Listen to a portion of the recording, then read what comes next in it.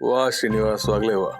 तेरे बेटे ने तो तेरे ऐसे बखान करवा दिए हैं कि लोग तेरी मूर्ति बना के तुझे पूजने लगे। लेकिन शायद वो ये भूल गया कि तूने और उसने जिसे भुला दिया है, वो मनोज अब तक ये नहीं भूला कि तुम दोनों ने मिलकर उसके साथ क्या किया है। और तुझे तो याद है ना श्रीनिवास, कि जहां कोई नहीं पहुंचता वहां मनोज पहुंचता है।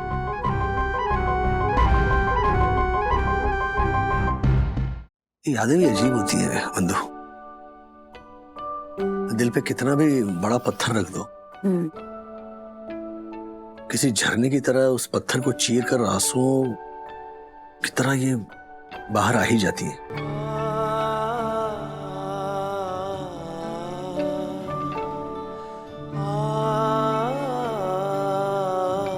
इसी वजह से मैंने कभी पापा तुम्हारे और मनोज भैया के बीच जो दीवार है ना, उसके पार झांकने की कोशिश नहीं की।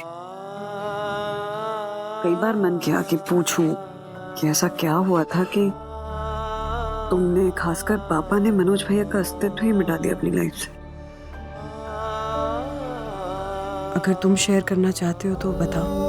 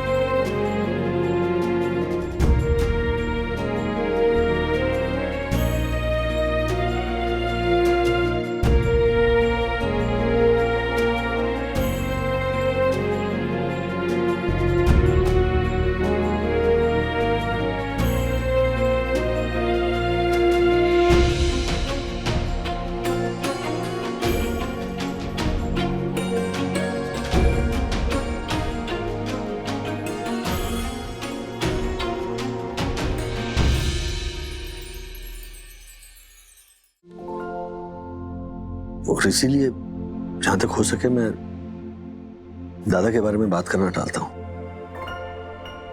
I understand. और आज पापा की बात का भी जवाब नहीं था मेरे पास।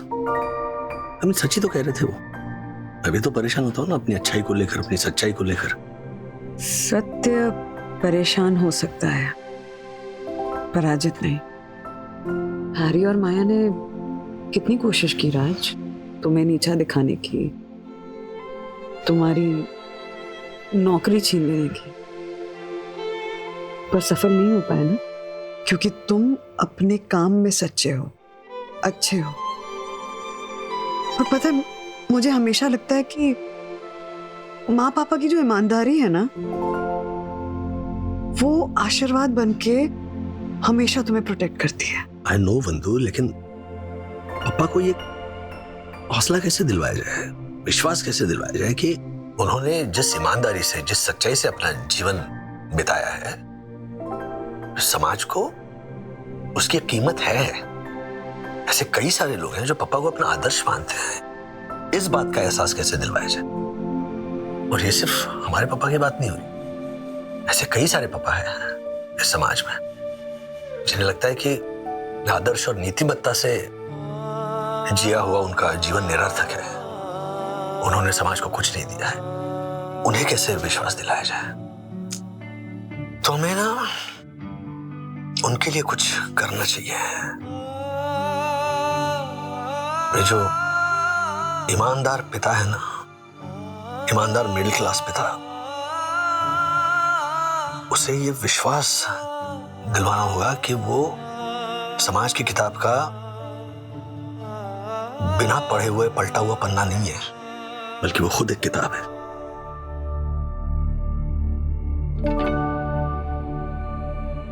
वंदू, व्हाट अ ब्रिलियंट आइडिया। सुनो,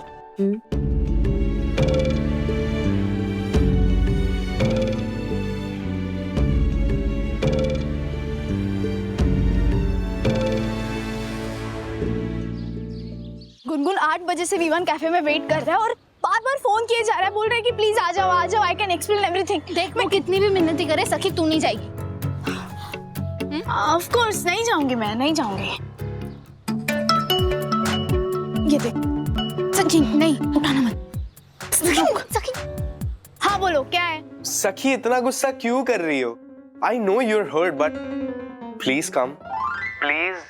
नहीं नहीं नहीं Sakhi I am waiting for you, बहुत जरूरी बात है, प्लीज प्लीज आओ ना प्लीज।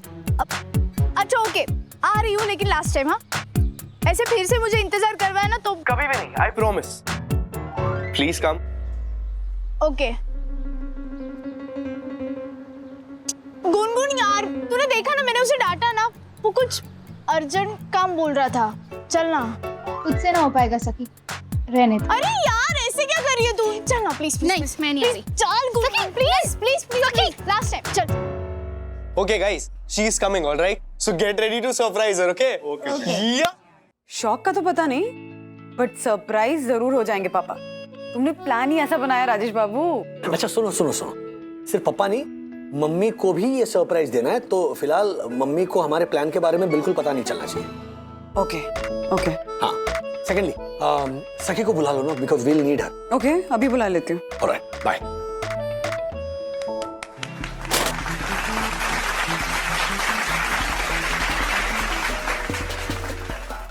विवान ये सरप्राइज किस खुशी में? सखी जब हम इस कैफे में पहली बार मिले थे तब याद है डेट क्या थी? हाँ लेकिन वो डेट तो कल बीत गई। विवान को याद है सखी, इनफैक्ट इसीलिए कल विवान ने तुम्हें मिलने के लिए बुलाया था। और ये सारा का सारा प्लान विवान का था कि हम सब मिलके तुम्हें सरप्राइज करेंगे, बट फिर अन्विता का कॉल आया एंड एज यूजुअल वो एक बहुत छोटी सी चीज को लेकर बहुत ज्यादा अपसेट थी, तो मुझे उसे मिलने जाना पड़ा। Anvita, you want to say something? हाँ, आई एम सॉरी सखी, मेरी वजह से तुम दोनों की फ्रेंडशिप डेट कल सेलिब्रेट नहीं हो पाई। I am really really really sorry. But better late than never, right?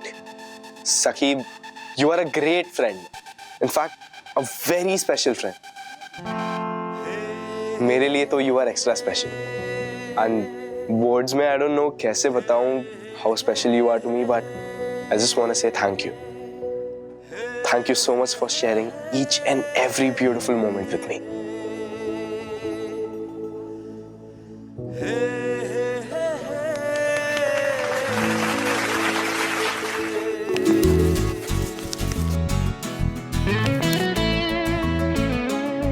From Vivan and all of us. Yes Sakhi, you are a great friend. yes सखी, you are our best friend.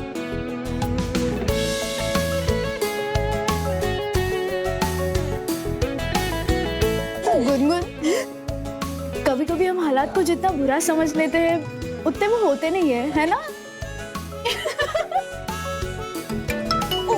Call आ रहा है। हाँ मम्मा। हाँ मम्मा। हाँ हाँ आ जाऊंगी। क्या daddy का प्लान? डैडी का कौन सा प्लान मम्मा? वाह डैडी, ब्रिलियंट आइडिया। मैं आज ही सोशल मीडिया पे श्रीनिवास वागले की दुनिया का पेज बनाती हूँ। यस, डैडी, मेरा बड़ा ब्रेन आपकी बात को समझ नहीं पा रहा है, इसलिए मेरा छोटा ब्रेन भी आपकी बात को प्रोसेस नहीं कर पा रहा है। प्लीज समझाओ ना। ओके, मेरे वैज्ञानिक वाग रहे, सीधी सी बात है, दादाजी क्यों डिस्टर्ब है? बात यह है कि दादाजी को लगता है कि अच्छे इंसान जो होते हैं उन्हें समाज में कोई याद नहीं रखता।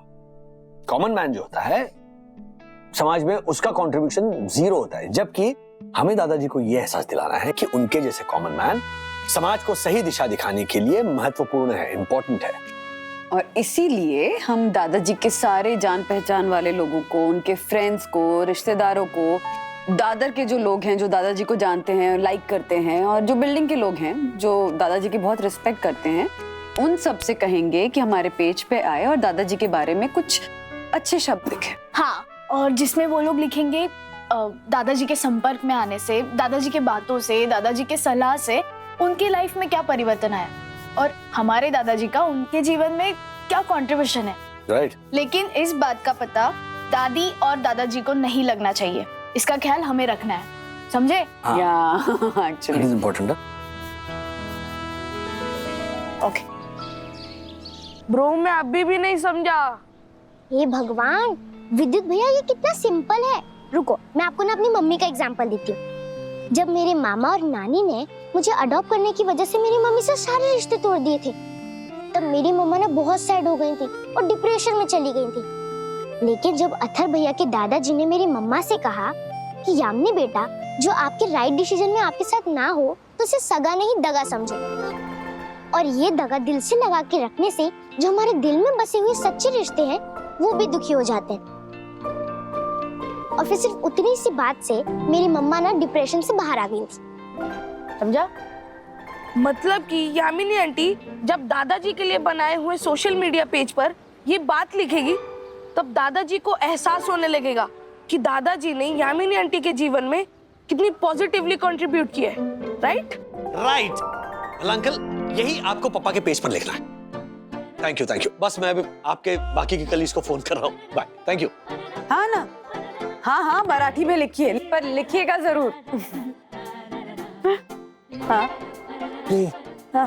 वो अन्ना मामा से कहना कि वो उनके बगल में जो फोड़ा आया था, जिसका इलाज पापा ने ऐसे गर्म लोहे की सरिया का दाग देकर किया था, वो किस्सा ना लिखे। डैडी, ऐसे भी कोई लिखता है? अरे तुम्हें पता नहीं है, अन्ना मामा के जीवन का सबसे महत्वपूर्ण किस्सा है ये। तो जब फैमिली गेट टुगेदर होता है ना, तब रोते रोते ये किस्सा सबको सुनाते हैं और फिर पापा के गले में, अरे श्रीनिवास माझ्या काकेमध्ये तो एवढा मोठा फोड आला होता, तू असा तो ते काय लोखंडाची सळी अशी गरम करून त्याला चटका दिला तर डाग दिलास ना, म्हणून ते बरं झालं रे। काय सांगू तुला मी, नाहीतर इकडे पण फोड आला, मी असा चाललो असतो रे। फोन पे अण्णा है, अण्णा हो की रे? अण्णा से नहीं अन्ना, मजाक कर रहे हैं वो। आदत है ना उनकी। हाँ प्लीज प्लीज लिखिएगा आप जी, और परिवार के बाकी लोगों से भी कहिएगा कि पापा से रिलेटेड ऐसे जो भी इंसिडेंट्स है ना जिनसे वो इंस्पायर हुए हैं, उनके बारे में सोशल मीडिया पे जरूर लिखें। हाँ हाँ, मैं अभी लिंक भेज रही हूँ आपको। Okay okay, bye, thank you अन्ना। क्या करते रहते हो तुम? क्या सीरियसली गुस्सा हो जाते तो? नहीं। अच्छा सुनो, सोसाइटी के बाकी लोगों को फोन किया? बिल्डिंग में। हाँ हर्षद भाई। हाँ मैं भी कर रही हूँ। अरे क्या बात कर रहे हो राजेश भाई, ये भी कोई कहने की बात है? हाँ हाँ, मैं और ज्योति दोनों लिखेंगे हैं, और ऐसी तारीफ लिखेंगे कि मजा आ जाएगा। आप देखना। हैं?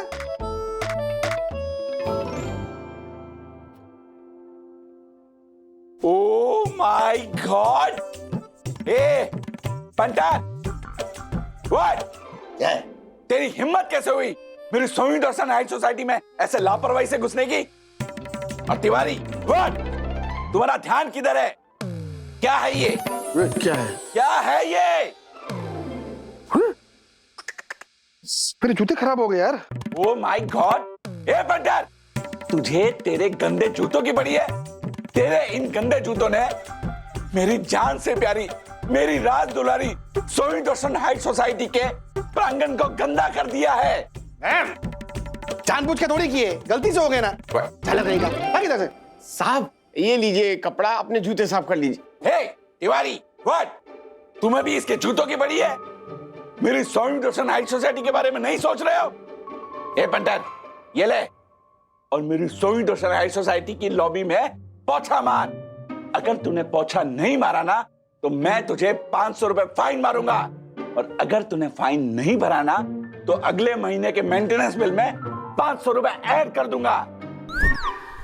व्हाट? तिवारी जी साहब। फर्स्ट एड बॉक्स है ना तेरे पास? हाँ है ना साहब। क्या है, अभी किसी को जरूरत पड़ने वाली है तो झुंझुना बजाना बंद कर रहे। मिस्टर हर्षद अग्रवाल, तुम 100% हाई सोसाइटी के ऑनरेबल सेक्रेटरी को धमकी नहीं दे सकते। अबे ऑनरेबल नहीं रे तू, हॉरिबल सेक्रेटरी, हॉरिबल चालर कहीं का। जब भी देखो तभी दादागिरी करते रहता है, सेक्रेटरी की हेकड़ी फाड़ते रहता है। सेक्रेटरी का इलेक्शन ड्यू है ना, डेट डिक्लेयर कर जल्दी फटाफट, समझा ना। इस पर मैं देखता हूं कि तू कैसे सेक्रेटरी बनेगा। चालर तुझे तो सेक्रेटरी नहीं बनने दूंगा मैं, देख तू।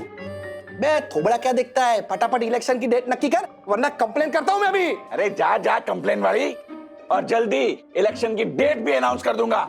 इसलिए कल ही मैं सोसाइटी के क्लब हाउस में मीटिंग रखूंगा। और एक बात बता, तू ऐसा इलेक्शन कर रहा है, ऐसा कोई कैंडिडेट है जो मेरे सामने खड़ा हो सके? बोल, है कोई मेरी टक्कर का कैंडिडेट? है? नहीं है, कोई नहीं है। जा साफ कर, कोई नहीं है, कोई नहीं है, ये साफ कर। ऐसा कौन होगा जो तक्कू के सामने इलेक्शन में खड़ा भी रहे और उसको हरा भी दे? मम्मा, डैडी, जल्दी आओ। ये देखो, रिस्पॉन्स काफी अच्छा आ रहा है। मतलब दादाजी के कलीग, हमारे दादर के चौल वाले, साई दर्शन के नेबर, सभी लोग पोस्ट कर रहे हैं। हे, अन्ना आजोबा का भी पोस्ट आ गया, देखो। पढू काय लिखा? हाँ, माझ्या भावासारखा मित्र आणि माझ्या लाडक्या बहिणीचा नवरा माझा मेहुणा श्रीनिवास.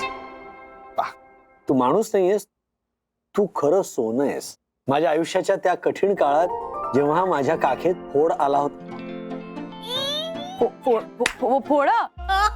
तुमने याद दिलाया था उन्हें? मतलब अन्ना मामा है ना, अन्ना गोखले नाम है इनका. इनको अगर आप बोलो ना कि ऐसा नहीं करना है तो 100% करेंगे. देखो एक्चुअली कॉन्स्टेंटली याद दिला रहे थे तुम उन्हें. मुझे नहीं पढ़ना है. क्या पढ़ो ना प्लीज. अरे पढ़ो ना. अच्छा, और हिंदी में ट्रांसलेट करो ना, तो मुझे सब कुछ समझ में नहीं आ रहा. पढ़ो. हाँ, मतलब वो है ना कि मेरे जीवन के उस कठिन दौर में जब मेरे बगल में फोड़ा हुआ था. राजू भड़क गया ना. अरे मजाक कर रहा था मैं. आपको पता? तुझे पता है ना तेरे पिताजी के साथ मेरा कितने सालों झगड़ा रहा है, जो अभी पिछले रक्षाबंधन को दूर हुआ. तो ये बात उसी से संबंधित. अच्छा, ओके. सबको लगा था कि मेरे और तेरे पिताजी के बीच झगड़ा तेरे और वंदना बहू के प्रेम विवाह की वजह से हुआ था. लेकिन आज मैं सच बताता हूँ, मेरा तेरे पिताजी से झगड़ा तेरे प्रेम विवाह की वजह से नहीं हुआ है, किंतु मनोज का प्रेम विवाह ना होने की वजह से हुआ था.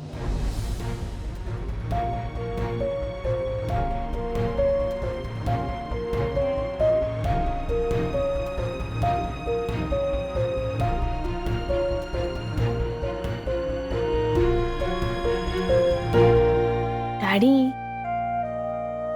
ये मनोज काका के साथ क्या हुआ था?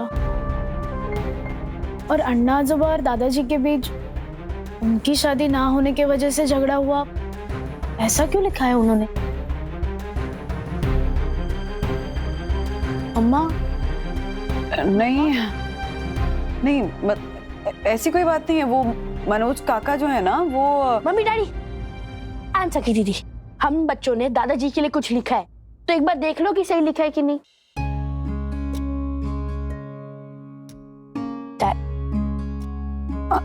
सखी पढ़ बच्चों ने क्या लिखा है. मैं आती हूँ. क्या हुआ?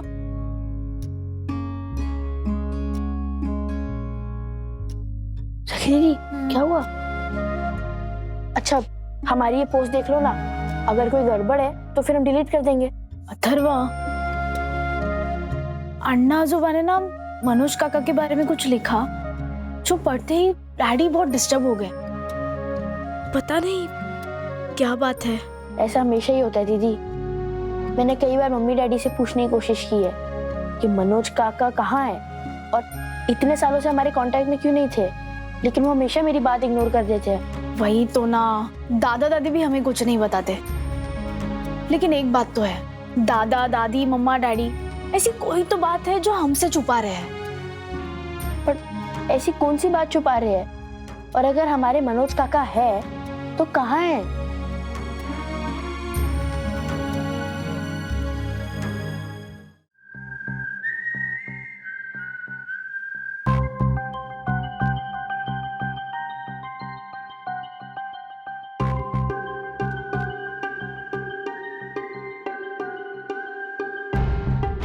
मनोज, तुम्हारी किताब का वो पन्ना है श्रीनिवास वागले जिसे तुम चाहकर भी फाड़ कर नहीं फेंक सकोगे।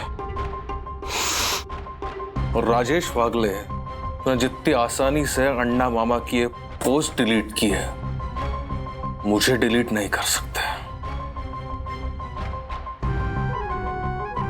अब बात निकली ही है राजेश, तो दूर तलक जाएगी, बात निकलेगी तो। मनोज को सिर्फ एक ही इंसान डिलीट कर सकता है, मनोज खुद।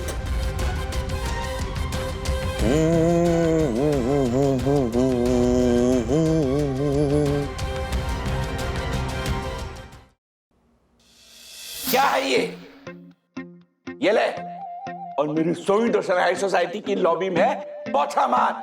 अगर तूने पोछा नहीं मारा ना तो मैं तुझे 500 रुपए फाइन मारूंगा।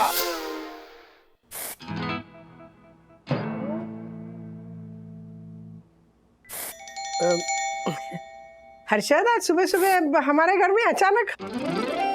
नहीं तुम कभी भी आ सकते हो हमारे घर में, तुम्हारा ही घर है। पर ये शेयर मार्केट का टाइम हो गया ना, इसलिए मैंने पूछा। नहीं, आपकी बात सही है काकी। क्या है, शेयर बाजार में अच्छे से काम करने के लिए सबसे ज्यादा जरूरी होता है मेंटल पीस। सही है। और उस मेंटल दक्कू ने वही छीन रखा है। अरे छोटी छोटी बातों को लेकर ये रूल बुक लेकर खड़ा हो जाता है झगड़ा करने के लिए। झालर, बोलो काका। और नहीं तो क्या, अरे मुझसे दादागिरी कर रहा था, मैंने भी उसे ऐसा जवाब दिया कि है ना काका, है ना। आइए आइए, मैं बताता हूँ आपको। बैठिए बैठिए। काका, सिर्फ मुंह से जवाब देने से काम नहीं होगा, उसे इलेक्शन में हराकर करारा जवाब देना पड़ेगा। हाँ ये सही है। और इसीलिए आया हूं मैं यहाँ पर, समझा? मैं समझ गया, तू दक्कू के सामने इलेक्शन में खड़ा होना चाहता है। मैं अपनी बात नहीं कर रहा हूँ काका, मैं आपकी बात कर रहा हूँ। क्या? नहीं मतलब तुम क्या चाहते हो कि सीनियर वागले दक्कू के खिलाफ इलेक्शन में खड़े रहे? हाँ। और काका, इसीलिए तो आया हूं मैं यहाँ पर। देख हर्षद, मुझे ये कोई इंटरेस्ट नहीं इलेक्शन वगैरह में। बस क्या काका, आप भी भूल गए क्या? है? आपको याद है वो किस्सा? क्या? आप वो हमारे एरिया का नगर सेवक है, उसके सामने आप लड़ गए थे एक बार बिंदास, है? तभी मैंने आपको कहा था कि काका क्यों इस झंझट मारी में पड़ रहे हो। तभी आपने मारे को एक सलाह दी थी, याद है? आपने कहा था कि हर्षद, दुनिया इसलिए दुखी नहीं है क्योंकि दुर्जन सक्रिय है, दुनिया इसलिए दुखी है क्योंकि सज्जन निष्क्रिय है। याद है आपको? है? याद है कि नहीं? नहीं नहीं नहीं, वो बात तो है ना काका, है ना। बस तो फिर उस दुर्जन दक्कू को हराने के लिए, उसे मुंह तोड़ जवाब देने के लिए आप जैसे सज्जन को सक्रिय होना पड़ेगा काका। आपको पता है काका वो क्या बोल रहा था? वो बोल रहा था कि सोसाइटी को मुझसे बेहतर कोई नहीं चला सकता है। अरे किसी की ताकत ही नहीं है, बोल, ऐसा बोल रहा। नहीं सुनिए सुनिए। नहीं सुनो, मैं क्या कह रही हूँ? मेरी बात सुनो। बोलो क्या है, मैंने भी 40 साल एडमिनिस्ट्रेशन, अकाउंट, ऑडिट का काम संभाला है। मैं सोसाइटी का काम यूं निकाल सकता हूँ, उससे बेहतर चला के दिखा सकता हूँ। मैं भी वही बोल रहा हूँ काका। काका बोल, अभी आप हमारे को बताओ कि आप इलेक्शन में खड़े रहोगे? मैं इलेक्शन में खड़ा रहूंगा। अरे हाँ, क्या कर रहे हैं आप? हाँ ठीक है राधिका, डोंट वरी। दक्ष जोशीपुरे मुझसे लॉबी की फर्श साफ करवा रहा था ना तू, अब देख तुझे कैसे साफ करता हूं मैं। आज का दिन इतना हेक्टिक था कि सखी मैं पूछना भूल गया, क्या स्टेटस क्या है श्रीनिवास वागड़े की दुनिया के पेज का? किस किस की पोस्ट आई है? डैडी बहुत सारी पोस्ट आई है और लोगों ने ऐसे ऐसे किस्से लिखे हैं ना, जब हम दादाजी के सामने ये पढ़ेंगे ना तो दादाजी के आंखों में आंसू आ गए समझो। सुपर। अब लेकिन दक्कू अंकल ने अब तक कुछ लिखा नहीं है। अरे बाप रे, वो गार्डन में पापा से झगड़ा हुआ था ना, उसी बात पे नाराज होंगे इसीलिए नहीं लिखा है। मैं मैसेज करूं क्या उन्हें? नहीं, जबरदस्ती थोड़ी लिखवा सकते किसी से। That's okay. क्योंकि क्या होगा बाद में ना ऑब्लिगेशन। ओ लो, नाम लिया और मैसेज हाजिर। वाह दक्कू भाई। हाँ दक्कू भाई। क्या? Tomorrow there is an urgent society meeting. अच्छा वो सोसाइटी में इलेक्शन है ना, उसके बारे में मीटिंग है। तो एक काम करें, सोसाइटी मीटिंग के लिए सब इकट्ठा हो ही रहे हैं तो पापा के लिए जितने भी पोस्ट लिखे हैं वो सब वहीं पे पढ़ के उनको सरप्राइज दें। लेकिन मीटिंग में तो वही लोग होंगे ना जो मेंबर्स हैं, नॉन मेंबर्स थोड़ी होंगे। तो बाकियों को मैसेज करके बुला लेते हैं। हाँ एग्जैक्टली। बोल रहे होता है रहा। कल सबके सामने सोसाइटी के क्लब हाउस में हम पापा को सरप्राइज देंगे। यस सुबह। या मेरी भाभी आपकी शायरी बाद में सुनेंगे। आप बैठ जाइए बैठ जाइए। क्या बैठिए? कम ये इसमें रुक। हेलो ये सब क्या हो रहा है?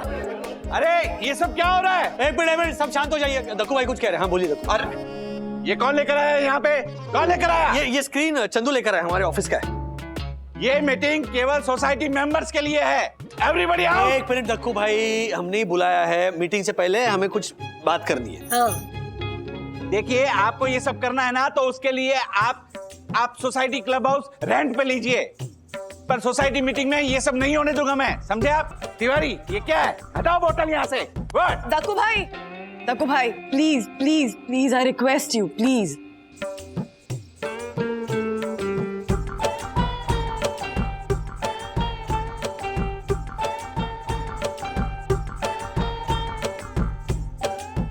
अब पन्ना भाभी आप आदेश दीजिए और आप ये बोतल दीजिए। दक्कू भाई आई एम सॉरी कि हमने आपको इन्फॉर्म नहीं किया। एक्चुअली ना हम पापा को एक सरप्राइज देना चाहते हैं सारे सोसाइटी मेंबर्स के सामने, इसीलिए हमने सबको इस मीटिंग में बुलाया है। आपको इन्फॉर्म नहीं करके हमने बहुत बड़ी गलती की है, पर प्लीज प्लीज आप हमें परमिशन दे दीजिए ना कि हम पापा को सरप्राइज दे सके। प्लीज प्लीज दक्कू भाई। कितने उच्च विचार है आपके राजेश भाई, सीखिए। इसीलिए शादी की मैंने। पन्ना भाभी जी एक सेकेंड, परमिशन ग्रांटेड। अब बैठ जाइए बैठ जाइए। बैठते ना। बैठ जाइए। अरे मम्मी पापा आइए आइए आइए आइए आइए आइए आइए। राजू वंदना, हाँ क्या सरप्राइज है? दादाजी आपको सब पता चल जाएगा। ओके आप आइए बैठिए। मम्मी अरे आज है विमोचन, आज है विमोचन। फ्रेंड्स, आज से कुछ दिनों पहले मेरे पापा श्रीनिवास वागड़े अपने जीवन के एक बुरे अनुभव से बहुत दुखी हो गए थे। पूरा जीवन अच्छाई सच्चाई और ईमानदारी से बिताने वाले मेरे पिताजी को अचानक ऐसे लगने लगा कि ये समाज, ये दुनिया उनके जैसे अच्छे और सच्चे लोगों के लिए नहीं बनी है। क्योंकि उनके जैसा कॉमन मैन जो दिन रात ईमानदारी से मेहनत करके अपने घर परिवार को खुशियां देना चाहता है, वो इस समाज का सबसे कमजोर हिस्सा है। क्योंकि बेईमानी से पैसा कमाने वाला जो वर्ग है, वो इस वर्ग के मुकाबले बहुत ताकतवर साबित होता है, हमेशा, हर रोज।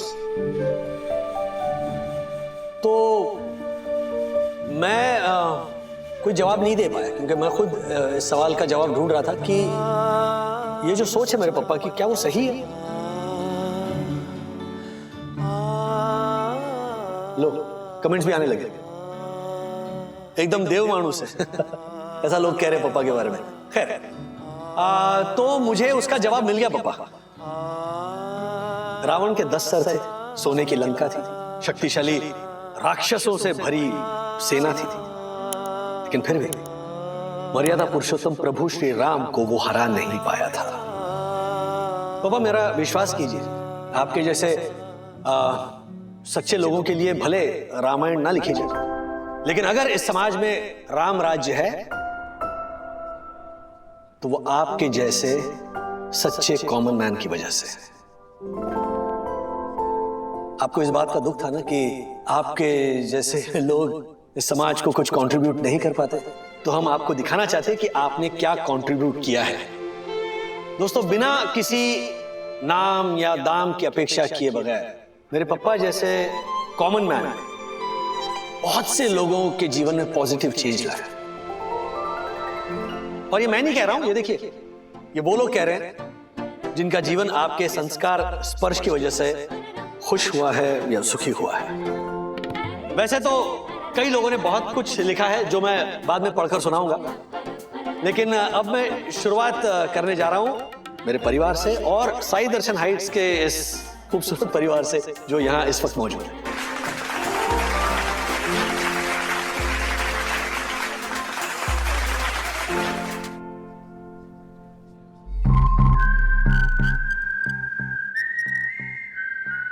वाह श्रीनिवास, अगले वाह, तेरे बेटे ने तो तेरे ऐसे बखान करवा दिए हैं कि लोग तेरी मूर्ति बना के तुझे पूजने लगे। लेकिन शायद वो ये भूल गया कि तूने और उसने जिसे भुला दिया है, वो मनोज अब तक ये नहीं भूला कि तुम दोनों ने मिलकर उसके साथ क्या किया है। बहुत जल्दी आऊंगा मैं तुम्हारे बेटे ने बनाई हुई ये देवता वाली मूर्ति का विसर्जन करने। और तुझे तो याद है ना श्रीनिवास कि जहां कोई नहीं पहुंचता वहां मनोज पहुंचता है।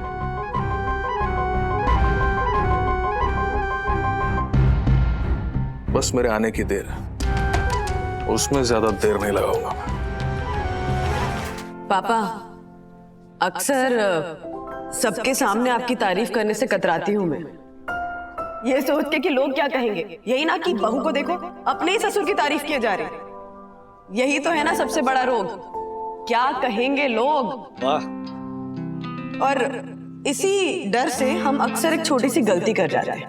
हम अपने अपनों से बड़ों के बलिदान को अप्रिशिएट नहीं करते, और इसी गलती को मुझे आज सुधारना है। अब बहुत छोटी उम्र में मैंने अपने माँ पापा को खो दिया। ऐसे कई लम्हे आए लाइफ में जब लगा कि काश माँ पापा साथ होते। फिर भगवान ने सास ससुर के रूप में मुझे मेरे माँ पापा लौटा दिए। मेरी सास ने माँ बनकर मुझे संस्कार दिए, मेरा हाथ थामा, तो मेरे ससुर ने पिता बनकर मेरे सर पे अपने आशीर्वाद का हाथ रखा, मेरा मार्गदर्शन किया। मुझे अच्छे से याद है कि कुछ दिन पहले की बात है, मैं बहुत ज्यादा परेशान हो गई थी। घर के काम, बाहर की जिम्मेदारी निभा ही नहीं पा रही थी। ऐसा लगने लगा कि सारे काम धाम छोड़कर घर पे बैठ जाता। तब पापा, याद है आपने मुझे सलाह दी थी, कुछ पल के तनाव की वजह से अपने बिजनेस को तबाह कर लेना ये उचित नहीं। देखो बेटा, व्यापार शब्द का अर्थ क्या है?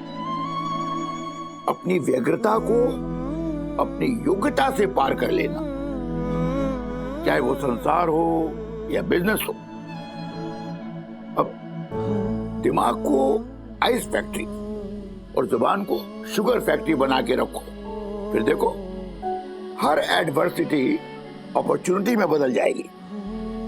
समझा? क्यों?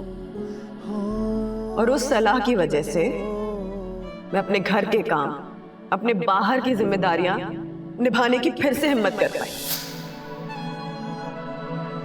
Thank you, thank you, thank you, thank you so much पापा।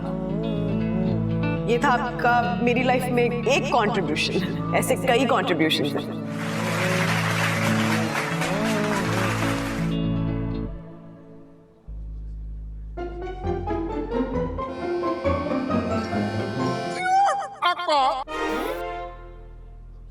बस काका। एक मिनट, ऐसे पूरा भाषण वहां बैठकर आप नहीं बोल सकते। पानी पी प्लीज।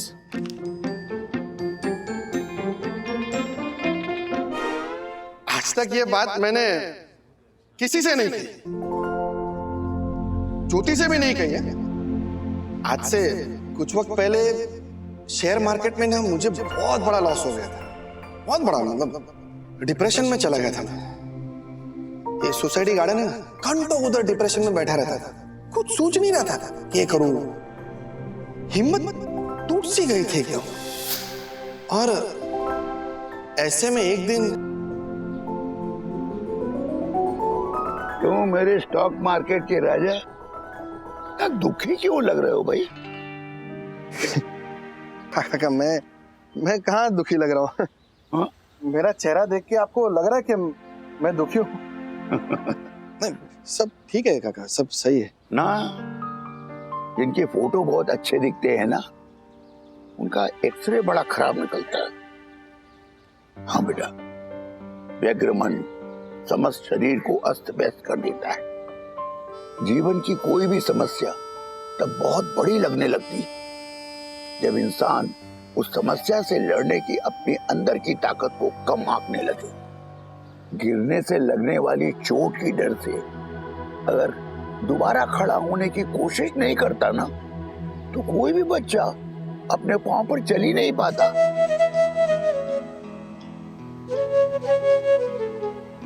काका सब बात सही है आपकी, लेकिन लॉस बहुत बड़ा हो गया है, बहुत बड़ा। समझ में नहीं आ रहा है कि क्या करूं। चारों तरफ बस अंधेरा छा गया है एकदम। अरे मेरे स्टॉक मार्केट के किंग, देख ये जो चमड़े की झोपड़ी है ना, इसके अंदर ईश्वर ने एक आत्मविश्वास का दिया जला रखा है जो सारे अंधेरे को, घने से घने अंधेरे को दूर कर देता है। तेरे अंदर वो आत्मविश्वास का दिया है, उसे बुझने मत दे। देखना सारा अंधेरा अपने आप दूर हो जाएगा। काका की उस सलाह ने ना मेरा नजरिया ही बदल दिया जीवन के लिए। मतलब मेरा खोया हुआ आत्मविश्वास फिर से वापस आया और धीरे धीरे मेरे सारे लॉस कवर हो गए। काका आपको पता नहीं है मेरे जीवन में आपका कितना बड़ा कंट्रीब्यूशन है। अगर उस दिन आपने वो सलाह मुझे नहीं दी होती ना, तो आज जो मैं जीवन जी रहा हूं ना, वो नहीं जी पाता। थैंक यू काका।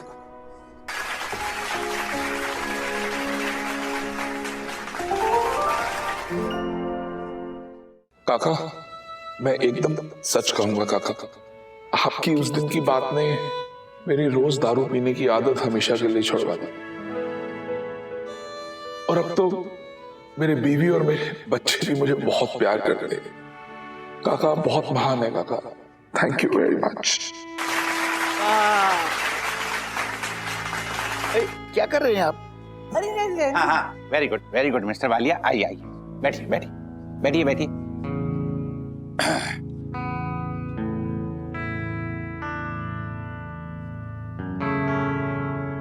क्षमा वंदना भाभी, काका के बारे में मुझे भी कुछ बोलना है, पर सोसाइटी का ऑनरेबल सेक्रेटरी होने के नाते मुझे वक्त भी तो देखना है।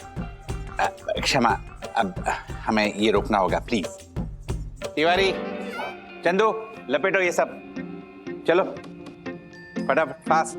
एक सेकंड दक्कू अंकल, वो सोशल मीडिया के पोस्ट भी तो पढ़ना है ना हमें। सखी, सोशल मीडिया के पोस्ट हम घर जाकर पढ़ लेंगे।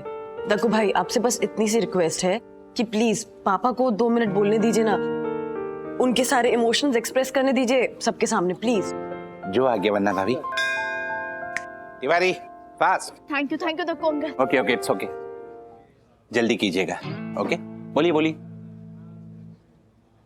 भाइयों, जिस तरह इंसान उतना खूबसूरत नहीं होता जितना वो अपने सोशल मीडिया के प्रोफाइल पिक्चर में दिखता है, उसी तरह से मैं भी उतना महान नहीं हूं जितना आप लोग बता रहे हैं।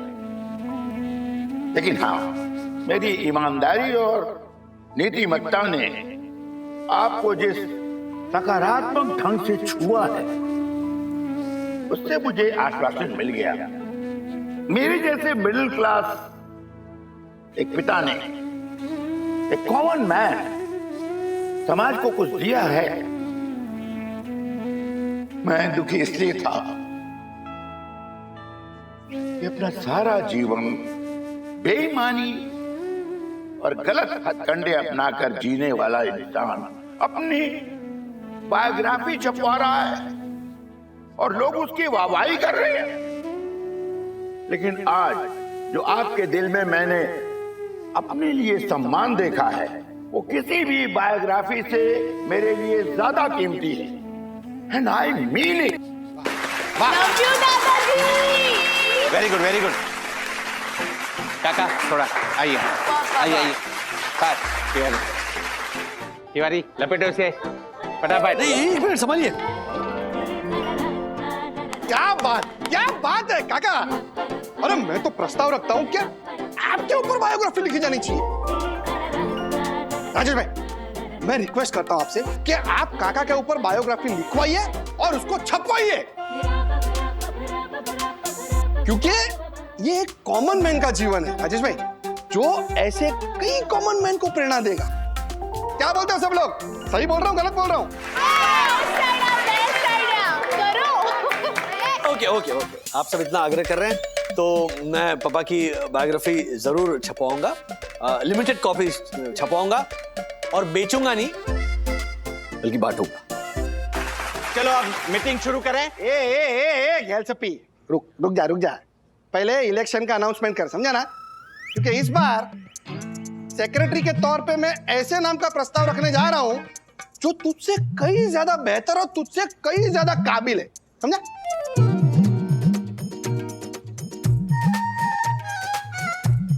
मिस्टर हर्षद अग्रवाल, मुझसे बेहतर और मुझसे ज्यादा काबिल इंसान।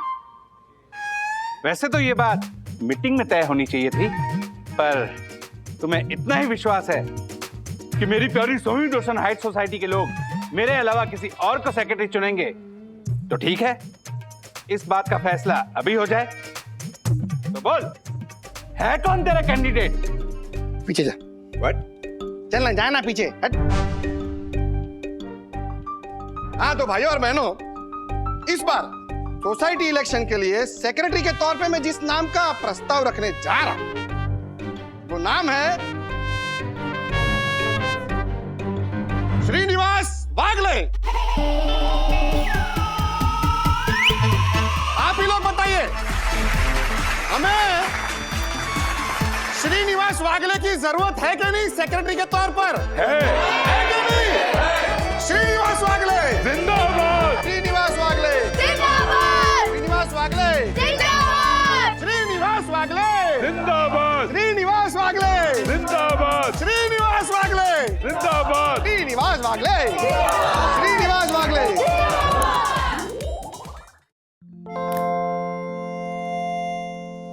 राजू, तुमने अनाउंस तो कर दिया कि मेरी बायोग्राफी छपवाएगा, हाँ?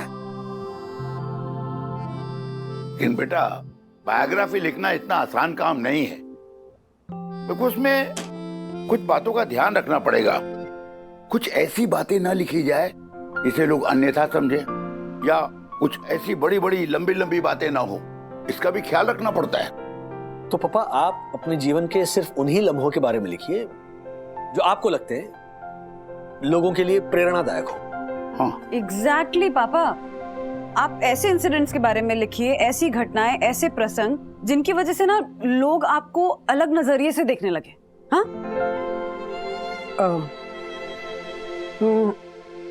मैं क्या कहती हूँ, ये आपकी बायोग्राफी में मनोज का जिक्र होगा ना?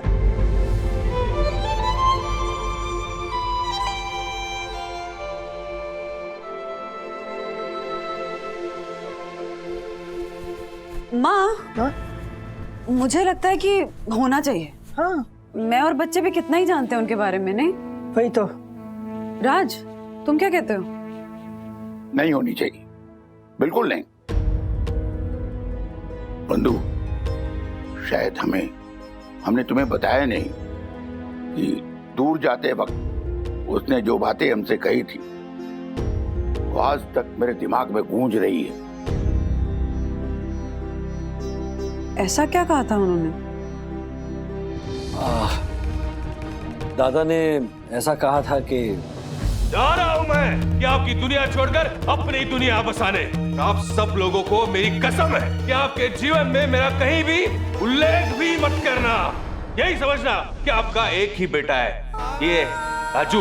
मनोज आपके लिए आज से मर गया, यही समझना। अभी याद रखना इस बात को।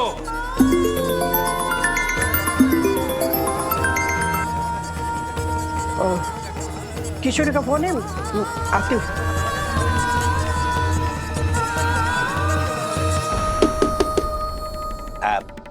मैंने आप सबको डिस्टर्ब तो नहीं किया? चल, तुझे ये तो पता चला कि तेरी वजह से लोग डिस्टर्ब होते। काका, आपका सेंस ऑफ ह्यूमर भी ना।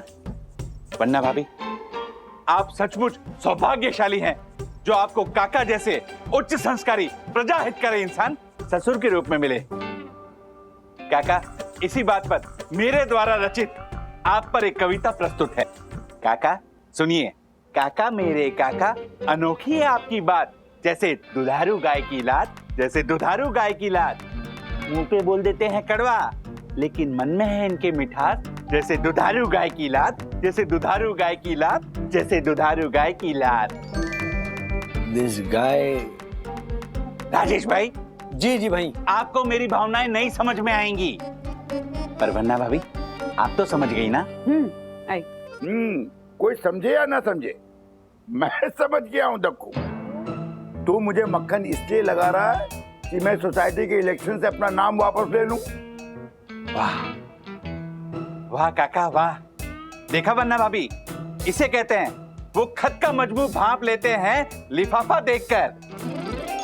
वैसे काका, मैं जो भी कहने आया हूं ना, आपके भले के लिए कहने आया हूं। अच्छा? ये सोसाइटी की जिम्मेदारी उठाना बहुत ही झंझट का काम है, आप रहने दीजिए ना। सोसाइटी की सबसे बड़ी झंझट तो तू है दगड़ू। और तेरे जैसे झंझट को दूर करने के लिए मैं कोई भी झंझट लेने के लिए तैयार हूँ।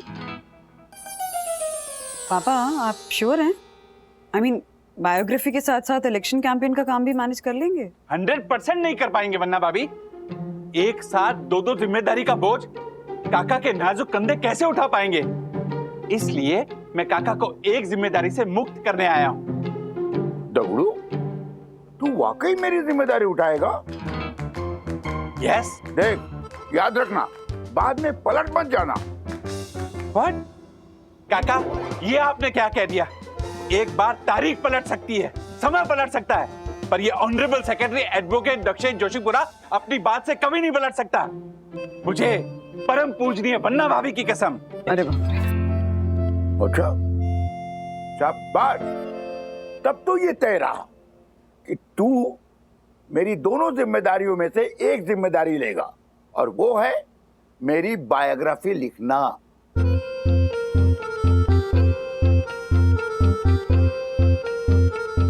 व्हाट? बायोग्राफी? लेकिन काका। हाँ, क्यों नहीं दक्कू भाई। पापा की बायोग्राफी को आपके जैसा एक आदर्श लेखक ही न्याय दे सकता है। वो तो है, लेकिन ठीक है काका, मैं आज से ही आपके साथ बैठकर आपकी जीवनी सुनूंगा और उसे पन्नों पे उतारूंगा, पर उसके बदले मैं तेरी सोसाइटी की सेक्रेटरीशिप की जिम्मेदारी उठाऊंगा। देख, मैंने अपने कैंपेनिंग के लिए ये एजेंडा तैयार किया है।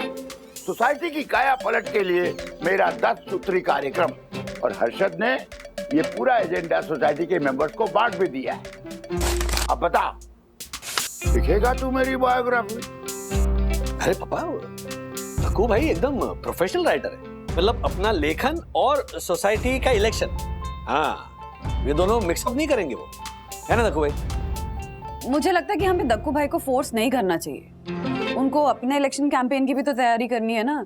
देखो भाई, अगर आपको पापा की बायोग्राफी नहीं लिखनी है तो कोई प्रॉब्लम नहीं है, आप मना कर सकते हैं। हाँ no no no no no, वरना भाभी ये आपने क्या कह दिया? मैंने आपकी कसम खाई है, इलेक्शन में भले ही काका के सामने लड़ूं, पर बायोग्राफी मैं काका के साथ बैठकर लिखूंगा। ये मेरा वादा है। काका, समय और स्थान आप तय कर लीजिए, मैं आ जाया करूंगा।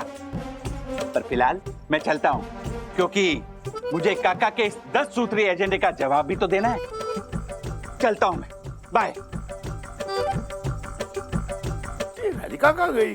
बोल के गई ना, वो किशोरी मौसी का फोन आया था।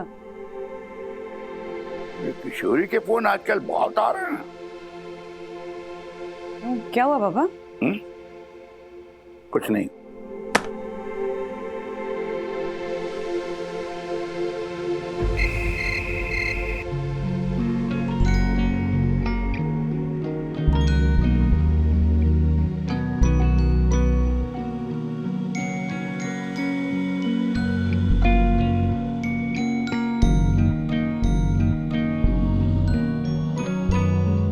मनोज कैसा है आजकल?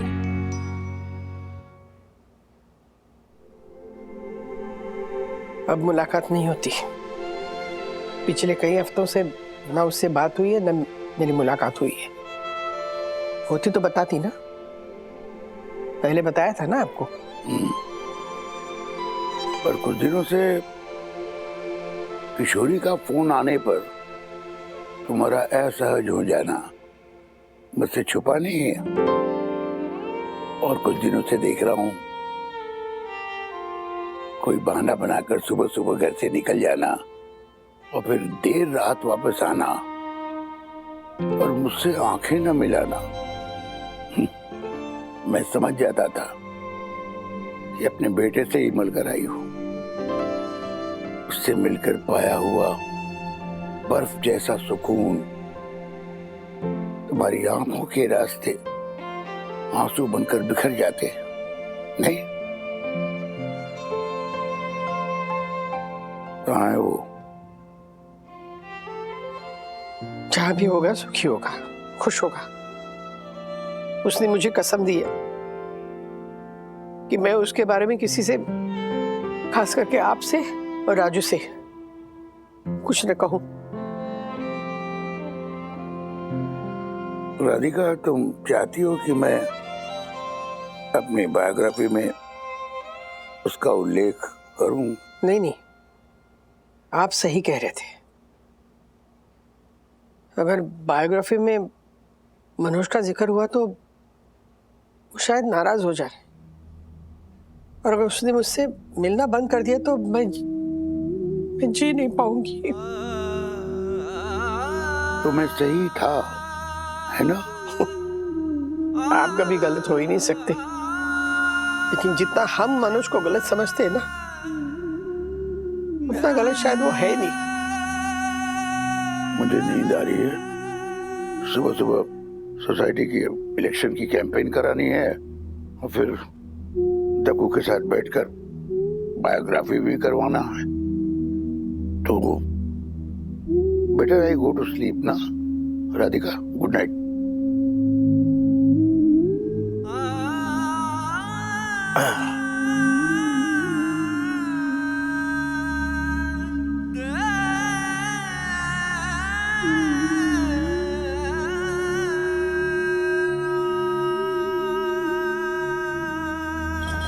श्रीनिवास जी, आपने सच में मेरी जिंदगी बदल दी। शुद्ध आचरण, ईमानदारी और सत्य के पथ पर जिया हुआ आपका जीवन वाकई में प्रेरणादायक है।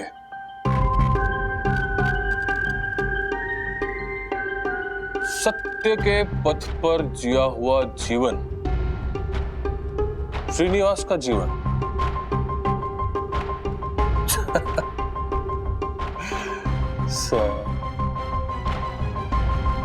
जिस दिन मेरे मुंह से सत्य बाहर आएगा, उस दिन तुम कहां मुंह छुपाओगे श्रीनिवास? कहां छुपाओगे मुंह? ओह माय गॉड, यम, काका ने सोसाइटी के चुनाव के लिए बहुत ही लुभावना एजेंडा तैयार किया है। अगर ये एजेंडा सोसाइटी के सदस्यों ने पढ़ लिया, मैं तो गया। हाँ पापा, क्योंकि गार्डन में भी सब लोग बोल रहे थे कि दादाजी के आगे इस बार आप सेक्रेटरी नहीं बन सकोगे। किट्टू बेटा ऐसे बीच में नहीं बोला करते। और क्या दक्कू, तुम भी मेरे नाटक रात है काली काली जैसे चमकादड़ की खाई के हीरो जैसे उदास हो रहे हो। अरे नहीं बने सेक्रेटरी तो नहीं बने सेक्रेटरी, कौन सा पहाड़ टूटने वाला है? दुख का पहाड़ यम, दुख का पहाड़। यम, मेरे लिए ये सोसाइटी सोसाइटी नहीं है, बल्कि मेरी दुनिया है, और मैं केवल इसका एक मेंबर बन के नहीं रह सकता। यम, काका के ये वादे अगर सोसाइटी पर लागू हो गए तो ये सोसाइटी वो सोसाइटी नहीं रहेगी जिसे मैंने इतने प्यार से सींचा है। ओह माय गॉड, देखो देखो काका ने क्या क्या वादे किए हैं। तो तुम भी कर दो ये वादे। नहीं कर सकता यम, हरगिज नहीं कर सकता। पहली बात तो ये कि मैं काका के इस एजेंडा की कॉपी नहीं करना चाहता। अब दूसरी बात ये कि मैं काका के इन वादों से सहमत ही नहीं हूं। तो बनने दो श्रीनिवास काका को सेक्रेटरी। तुम नहीं समझोगी यम, तुम नहीं समझोगी। पर यम, मेरा नाम भी सोई दर्शन हाइट सोसाइटी का first citizen and honourable secretary advocate Dakshesh Joshipura है। मैं इतनी आसानी से हार नहीं मानूंगा।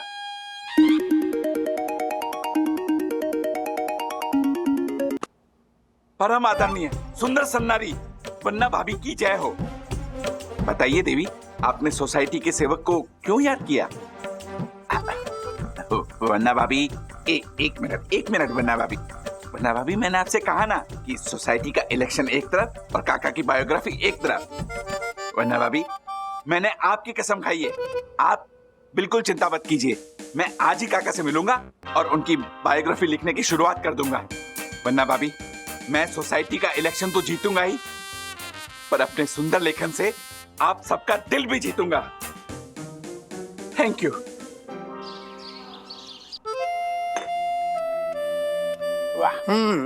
दक्कू, लो और एक कप चाय पियो। थैंक यू मासी। मासी, आपके हाथ की बनी चाय पीते पीते और काका की अनुभवी वाणी सुनते सुनते 2 घंटे कहां बीत गए पता ही नहीं चला। माय गॉड, ये भी रिकॉर्ड हो गया। एक सेकेंड काका, यहां तक की फाइल मैं सेव कर लेता हूं और छोटी छोटी फाइल बनाकर आराम से सुनूंगा और लिखूंगा। काका, मोबाइल में रिकॉर्डिंग आपकी हो, ये भावनाएं आपकी हो, पर आपने जो भी बोला है ना उसे शब्द मैं दूंगा, और ऐसे शब्द दूंगा कि आप निशब्द हो जाएंगे। दगड़ू बेटा, तू निशब्द होगा तभी तो मैं आगे की भावनाएं व्यक्त कर पाऊंगा। क्या आप भी ना, बेचारा कितनी मदद कर रहा है और आप उसका मजाक उड़ा रहे हैं। बेटा और चाय चाहिए तो बोल देना, हाँ मैं बना के लाती हूँ। श्योर मासी, थैंक यू। एक सेकंड काका, तरबट आ गई। काका, अब फ्रेश शुरुआत करते हैं। आपके शादी तक का प्रकरण रिकॉर्ड हो गया, अब उसके आगे के बारे में कुछ बताइए। तो शादी के बाद मैं और राधिका अपने नए घर में आए, यानी दादर का जो घर है, दादर का, उसमें रहने गए। हाँ। और शादी के दूसरे ही साल जन्म हुआ हमारे बड़े बेटे। एक सेकंड काका, आपका बड़ा बेटा, I mean, आपका तो एक ही बेटा है ना, राजेश बागले? नहीं, मतलब है क्या है मेरा बेटा कब बड़ा हुआ ये मुझे पता ही नहीं चला। पर काका, बेटा सीधा बड़ा हो गया। I mean, इसके बीच के कुछ प्रसंग, कुछ कहानियां, कुछ किस्से कुछ तो होंगे। नहीं, आज के लिए बस इतना ही काफी है। यहाँ तक की कहानी पहले पूरी करो। ये भी ठीक है काका, अब तक आपने जो भी बोला है मैं उसे लिखकर ही चैन लूंगा, चाहे मुझे रात भर जागना ही क्यों ना पड़े, क्योंकि दिन में मुझे इलेक्शन की तैयारी भी तो करनी है। इलेक्शन आ रहे हैं। पर आप बिल्कुल चिंता मत कीजिए, क्योंकि सोई दर्शन हाइट सोसाइटी का ये honourable secretary advocate Dakshesh Joshipura अब से दोहरी भूमिका निभाएगा। प्रणाम।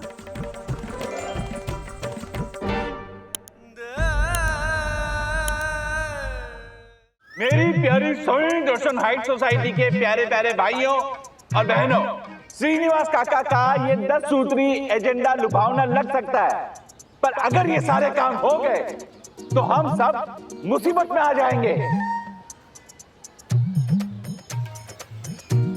भाइयों और बहनों, ये जोशीपुरा नहीं, ये उसकी जलन बोल रही है, जलन। हमारा पहला वचन सुनिए। हम सोसाइटी के टेरेस पे एडवर्टाइजमेंट के लिए नियॉन होर्डिंग लगाएंगे। इस एक काम से सोसाइटी को लाखों रुपए की इनकम होगी, लाखों रुपए की, और सबके मेंटेनेंस में कम से कम 3,000 रुपए कम हो जाएंगे। 3,000। अरे वाह, 3,000। तालियां। हाँ, 3,000 रुपए कम हो जाएंगे, पर उससे हमारी प्यारी सोनी दर्शन हाइट सोसाइटी का प्यारा टेरेस खराब हो जाएगा। भाइयों बहनों, आप लोग ही बताइए, हम लोग उत्तरायण में पतंग उड़ाने कहाँ जाएंगे? शरद पूर्णिमा पर खीर, दूध, पोहा ये सब कहाँ रखेंगे? और करवा चौथ के त्योहार पर हमारी माताएं बहनें चांद देखने कहाँ जाएंगी? अरे ओए जोशीपुरा, महीने में 3,000 रुपए बचेंगे ना मेंटेनेंस के, तो हम लोग सब बाहर जाके त्योहार मना लेंगे। क्यों भाई लोगों? सही बात है, सही बात है। अरे ये जोशीपुरा पड़ा है चक्कर में, कोई नहीं है अपने काका के टक्कर में। परिवर्तन की है ये पुकार, श्रीनिवास वागले अब की बार। श्रीनिवास वागले अब की बार। श्रीनिवास वागले अब की बार। तिवारी, व्हाट? तुम चुप क्यों हो? तुम भी नारे लगाओ। अरे कहाँ पड़े हो चक्कर में, कोई नहीं है हमारे साहब की टक्कर में। जोशीपुरा साहब अमर रहे, जोशीपुरा साहब तिवारी, व्हाट? माफ कीजिए। जोशीपुरा जिंदाबाद, जिंदाबाद, जिंदाबाद, जोशीपुरा साहब जिंदाबाद। बस बस बस। भाइयों बहनों, आप इनकी लोक लुभावनी बातों में आकर अपनी और अपने परिवार की जान जोखिम में डाल रहे हैं। जी हाँ, मैं आपको बताता हूँ। अब इन्होंने होर्डिंग लगाने की बात कही। वो होर्डिंग कहाँ लगेगा बताइए? हमारे टेरेस पर, रोड साइड पर, जहाँ से हमारी माताएं, हमारी बहनें, आप, हमारे बच्चे सब आते जाते रहते हैं। अब आप बताइए, अगर कोई वाहन चालक होर्डिंग देखते देखते अपना ध्यान भटका लेता है और किसी को टक्कर मार देता है, तो किसकी जान जोखिम में जाएगी? आपकी, हमारी, हम सबकी, हमारे प्रियजनों की। भाइयों, आप इनकी बात मानकर अपनी जान जोखिम में डाल रहे हैं या नहीं? बताइए, डाल रहे हैं या नहीं?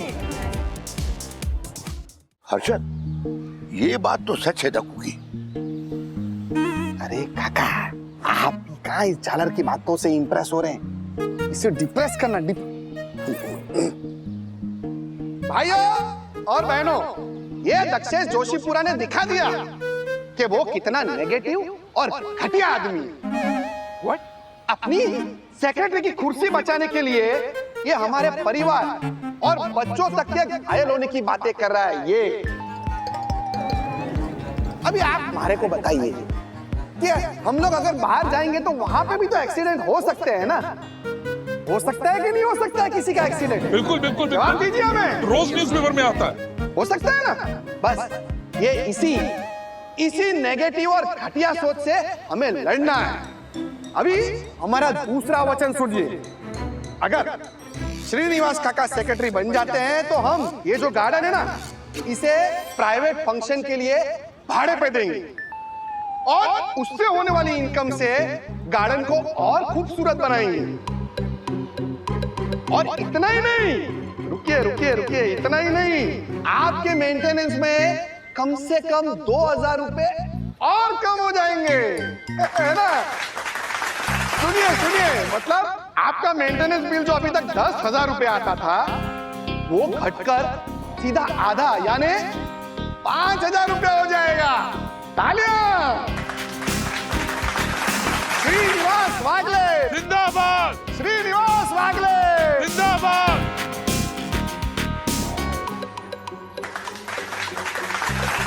बर्बाद हो जाएगी मेरी सोनी ट्यूशन। मुझे कुछ तो सोचना ही पड़ेगा। ऐसे और भी मजेदार वीडियो के लिए हमारे चैनल को लाइक, शेयर और सब्सक्राइब करें।